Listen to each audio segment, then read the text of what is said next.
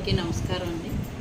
ఊర్లోనండి నా చిన్నప్పుడు ఎక్కువ ఏదైనా పండగ జరిగినా, ఏదైనా వాతావరణం మనకి ఏమైనా శుభకార్యాలు ఇంట్లో ఏమైనా కార్యక్రమాలు జరిగినా ఎన్ని తరాల చుట్టాలు అందరూ ఇంటి నిండా ఉండేవారండి.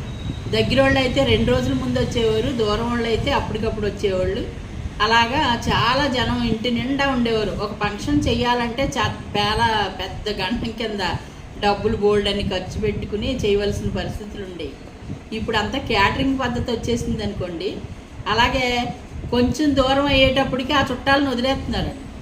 బాగా వాళ్ళ ఇంట్లోనే పిలుచుకుని చేసుకునే పరిస్థితులకు వచ్చేసారు.